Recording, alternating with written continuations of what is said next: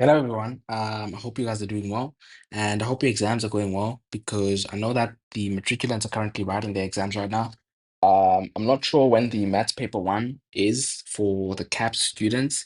I do know that it's this week for the IEB students. I'm not sure about paper two.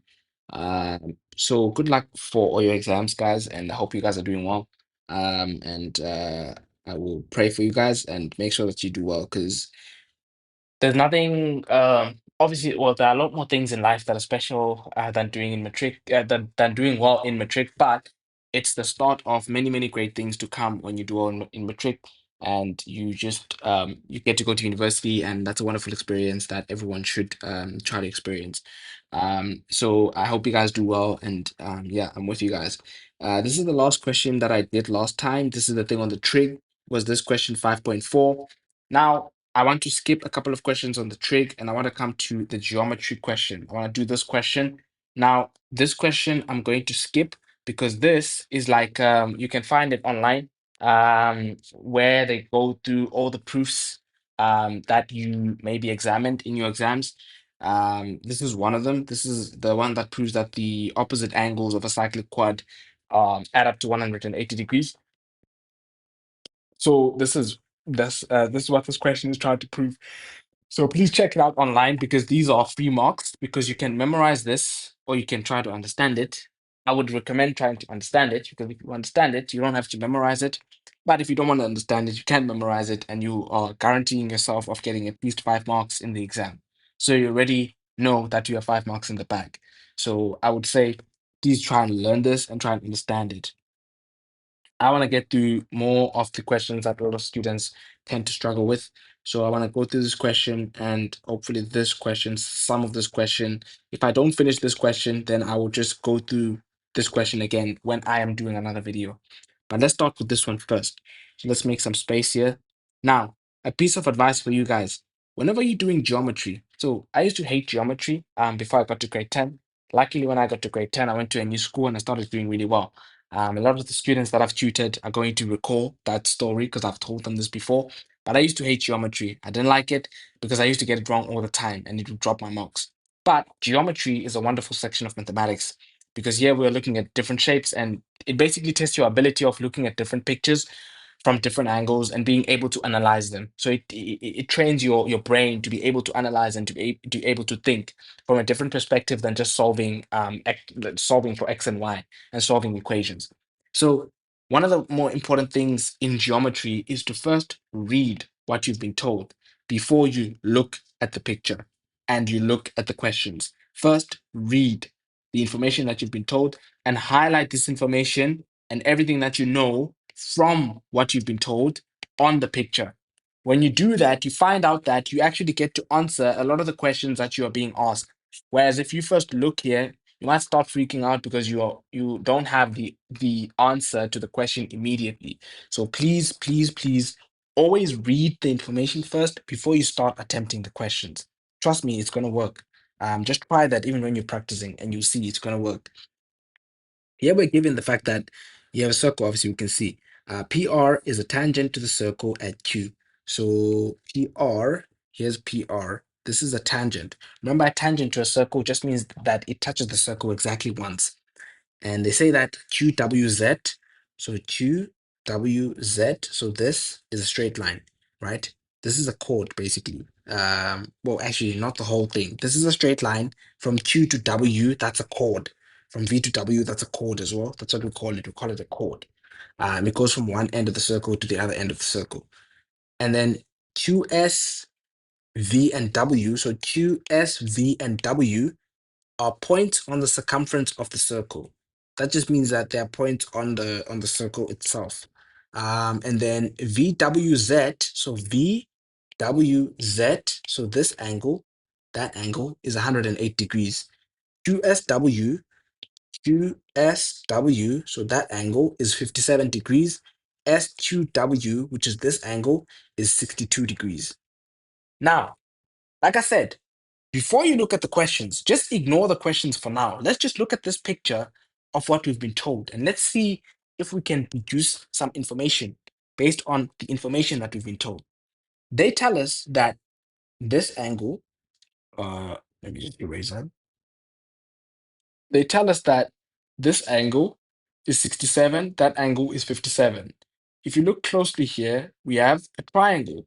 I have this angle and I have that angle. That means this I can calculate. It's just simply 180 degrees minus 57 minus 67.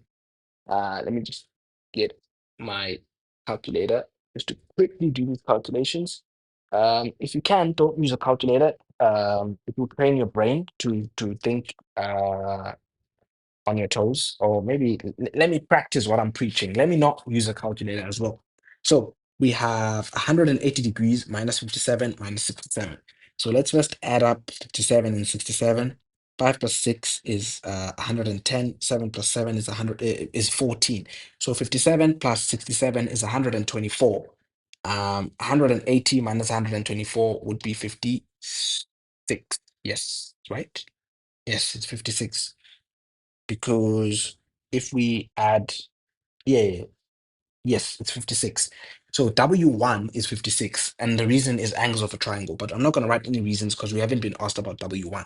I'm just giving the information that we know already.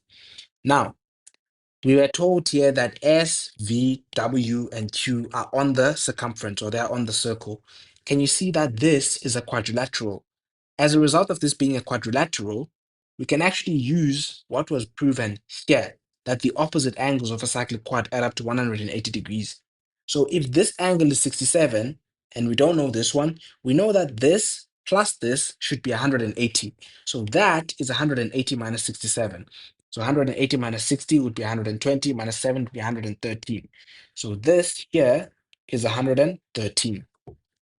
And then once I have that, I can then use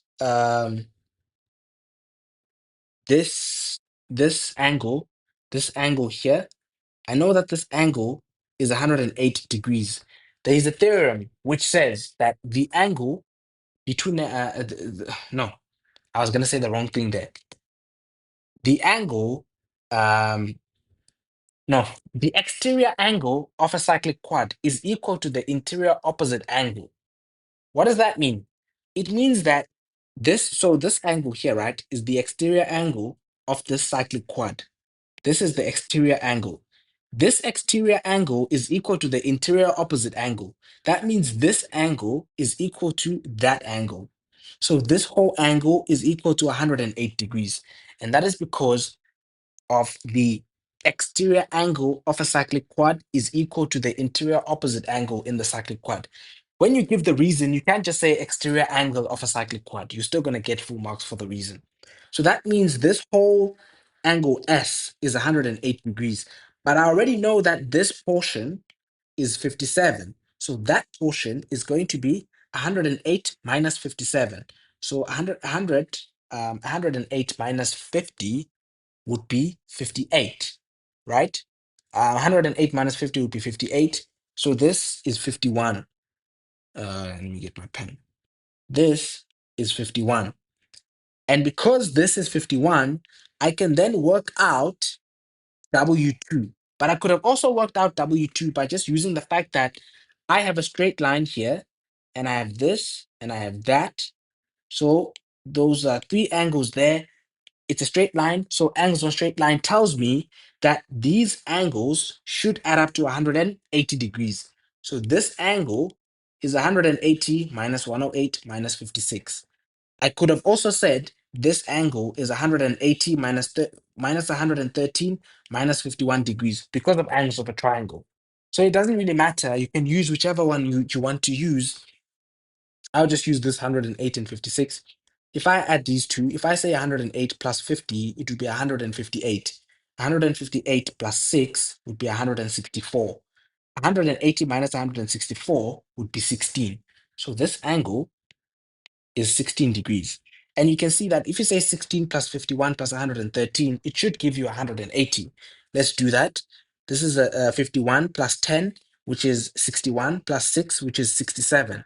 And 113 plus 67 would give you 180 degrees. So can you see that all of these things link to each other? And again, remember, I have not answered any question here. I have not looked at the question that they've asked me. I am simply solving based on the information that I've been told, because this gives you a different perspective of solving the question. Because you're only focusing on the stuff that you've been told, you're not worrying about the questions. You're not worrying about getting stuff wrong. You are simply using the knowledge that you've been told, the knowledge that you've been taught, what you've learned, to just use it to answer the questions that naturally arise from just looking at this picture, not necessarily answering these questions that we've been asked. But now I have exercised all my knowledge. I have answered every question that I can possibly. No, I'm lying. I'm lying. I was gonna say I've answered every question that I can possibly answer, but that's a lie. There's one last information here that I can actually still basically use, and it's this: the fact that PQR is a tangent line. So PQR is a tangent. So that means Q1, so this angle Q1 is equal to 57. And the reason for that is the tangent chord theorem.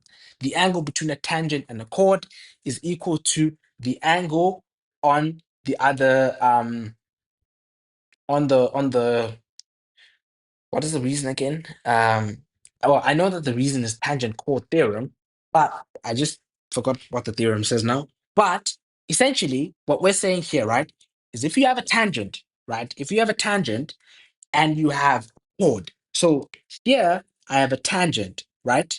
And then here I have a chord.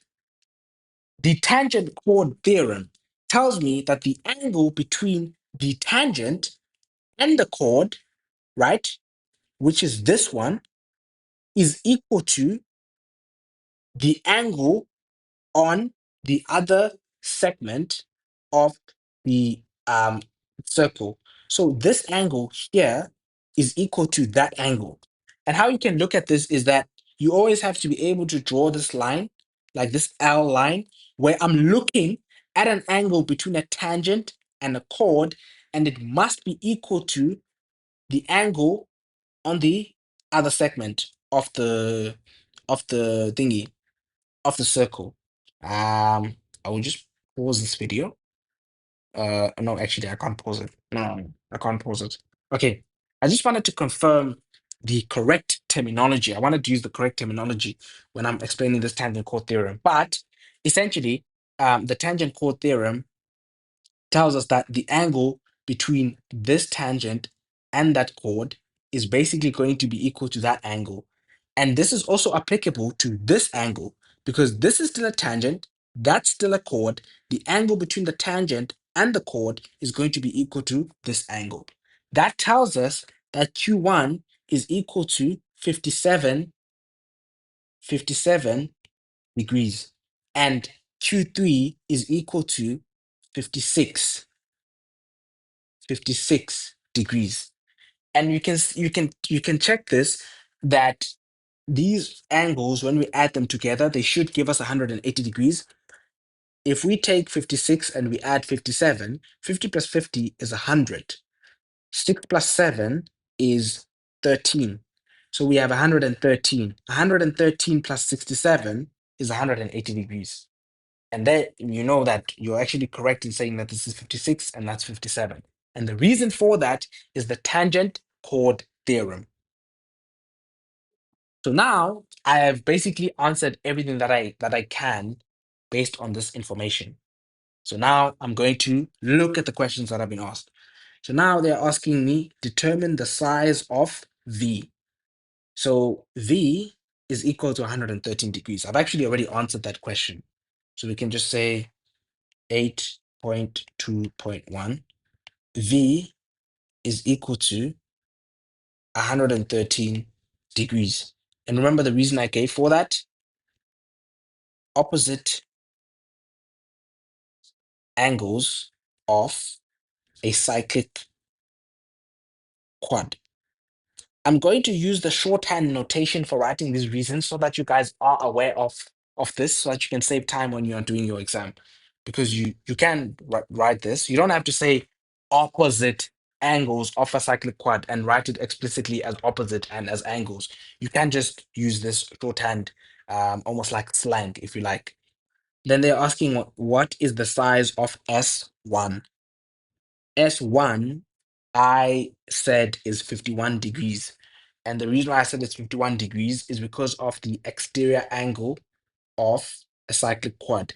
The exterior angle of a cyclic quad, which is this, is equal to the interior opposite angle.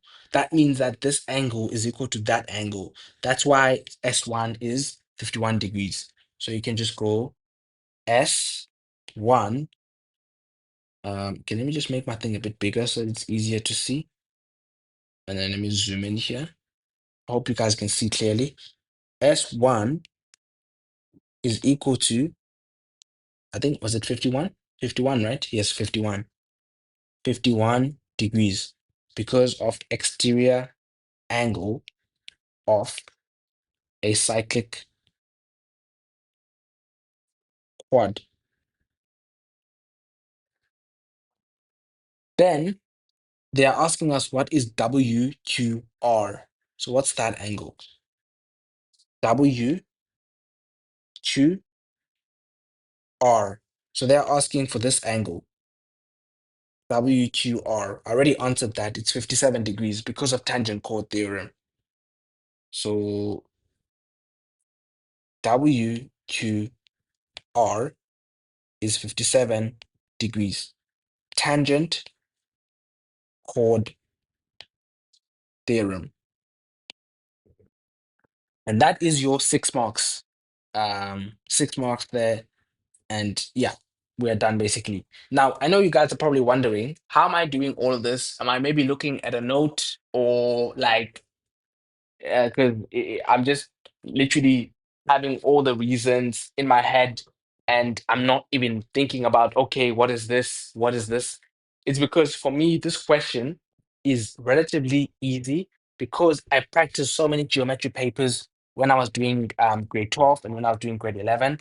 And if you remember, circle geometry is actually a grade 11 topic. So I have a lot of practice in this. And also, I've tutored lots of students in mathematics since I've left high school. Even when I was in high school, I was helping my friends with it. So it helps when you do this over and over again. It's not just going to happen that you know it by just looking at the notes and not practicing. You have to practice over and over again in order for you to understand this section. So that's where the practice. I know it sounds cliche because you probably heard this since you were in primary school, but practice in this situation helps you a lot. And don't be afraid of getting stuff wrong. Try and try and try and try again. Do these past papers, get everything wrong, and try again because that's how you learn. So yeah, I will just prove the first question here and I'll end the video because I don't want to waffle for too much and you guys get bored. But I will just look at this question where we want to prove that BCDE is a cyclic quad. Now, when you want to prove that something is a cyclic quad, there's three things you can do, I think, if I can remember correctly. You can either prove that, again, actually, I'm now contradicting myself. I said to you guys, do not look at the questions first before you actually look at the information first. But since I already mentioned that we want to prove that BCDE is a cyclic quad, I'm just mentioning it just so that we have a roadmap of what we want to do. Basically, if you want to prove something is a cyclic quad, you either have to prove that the opposite angles add up to 180 or prove that the exterior angle of the quadrilateral is equal to the interior opposite angle, or prove that so there's a theorem where when we give the reason for the theorem, we normally say it's angles on the same segment. So if you can prove that there are angles which are equal and those angles are on the same segment, then you've proven that you have a cyclic quad. Now, what does that what does that mean? Yes, I was looking for that word segment. I'm sorry, guys. I just had a realization in my head. When I was talking about tangent chord theorem, the tangent chord theorem says that the angle between the tangent and the chord is equal to the angle in the alternate segment. So what does that mean? It means the angle between this tangent and this chord is going to be equal to the angle in the alternate segment. The alternate segment is this side, right? So it means that this angle is equal to that angle. That's what the tangent chord theorem says. But now back to this one. What did I mean when I say you can prove that there are two angles which are on the same segment and those two angles are equal? If you can prove that, then you've proven that the the quadrilateral is a cyclic quad. What I'm basically saying is that if you prove that there are two angles which start at the same point and end at the same point, and you prove that they are equal, then you've proven that you have a cyclic quad. I'll make an illustration here with BCDE. If you prove that EBD and ECD are equal, then you've proven that this thing is a cyclic quad. What did I say? I said they start at the same point and they end at the same point. Listen to how I'm reading them again. EBD, ECD. The only thing that's different are the angles. Where they start is at E and where they end is at D. So they start at the same point and they end at the same point. If we can prove that they are equal, then we've proven that we have a cyclic quad. You can also use B, E, C, and B, D, C. If you also do that, you've basically proven that you have a cyclic quad. So those are the three things that we can do to prove that something is cyclic quad. Either prove that the exterior angle is equal to the interior opposite angle. So prove that this is equal to that, or prove that this is equal to that, or prove that the opposite angles add up to 180. Prove that this plus this, if you add them together, they are equal to 180, or this plus this, if you add them together, they are equal to 180. So that's the roadmap. Okay, now let's go back to the information. Let's see if we can actually do this quickly. Now, in the diagram ABC, AB and E are points on the circumference. AB is produced to meet EC at C. AE is produced to meet CD at D. EC is a tangent. So EC is this, is a tangent to the circle at point E. So this is a tangent, and CD is equal to CE. So CD, so CD is equal to EC.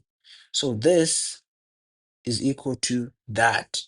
Okay, yes, this is equal to that.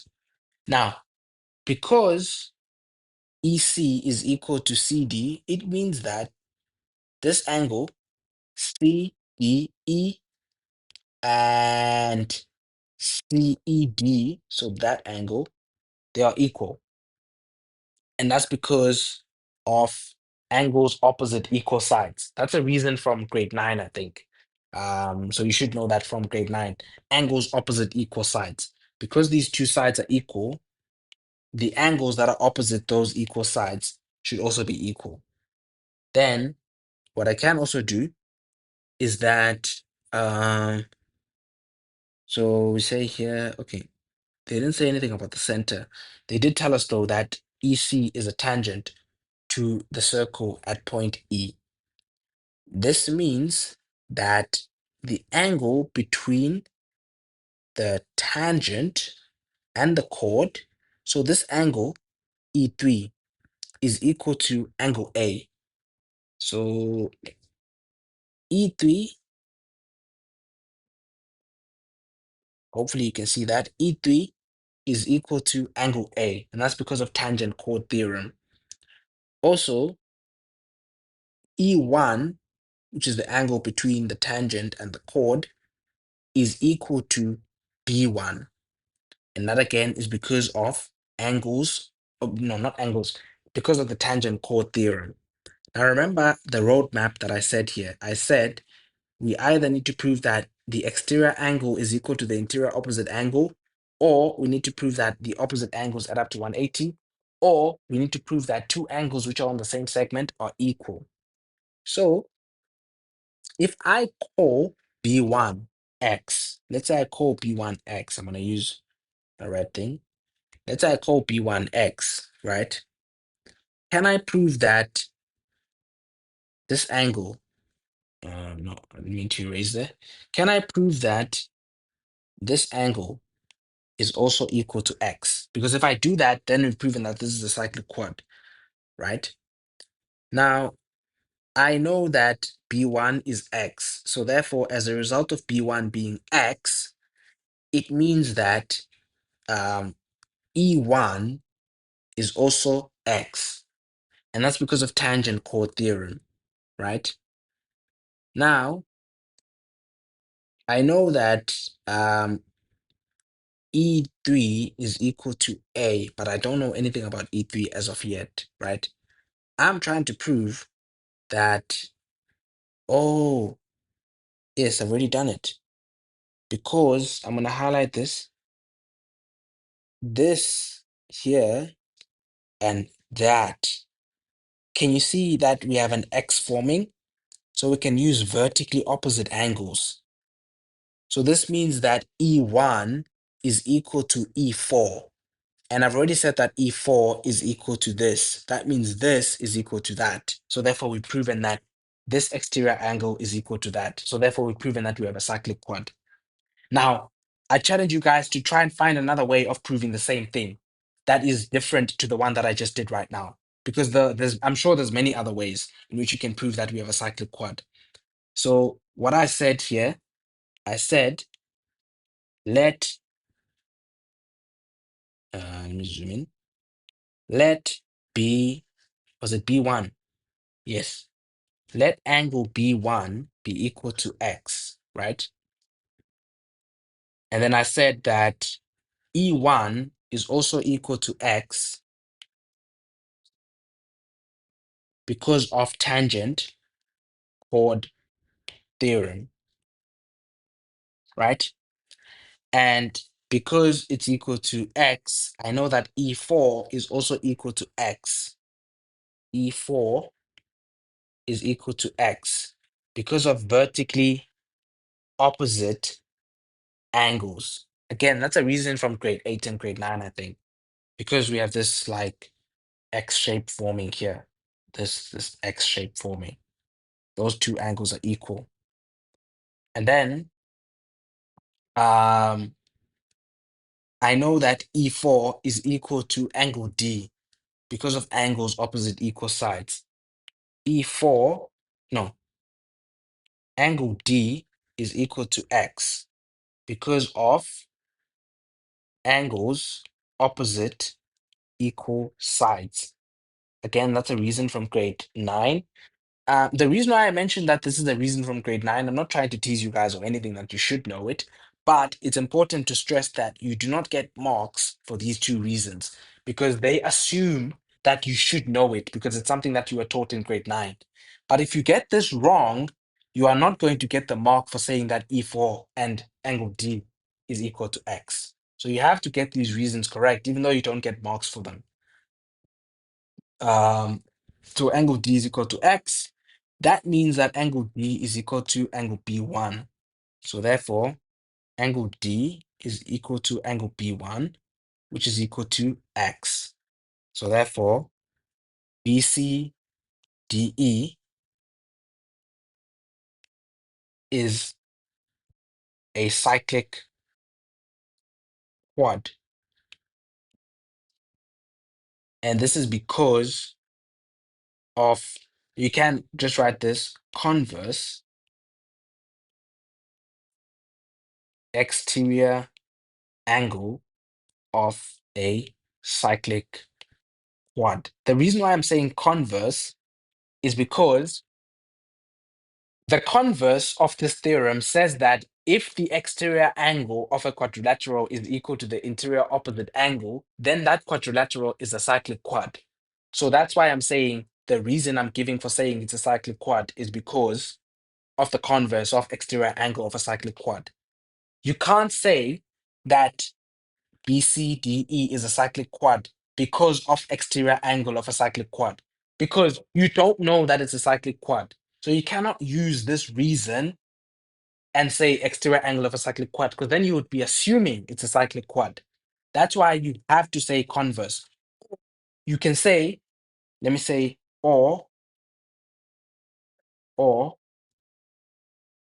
since the exterior angle of the quadrilateral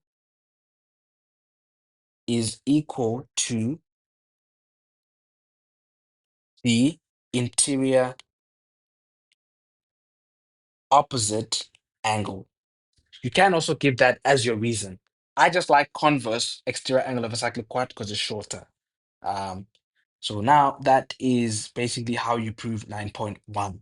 I will continue in the next video with 9.2, 9.3, 9.4, 9.5. I probably won't be able to do all of them in one video, so I'll probably make 2 extra videos for this question. Thank you for watching the video. Please subscribe to the channel and please like the video and leave any questions you have on the comment section. And also, please put your answers for proving that this is cyclic quad that are different to my answers on the comment sections, and then I'll check that. Thank you for watching the video, and I'll see you in the next one.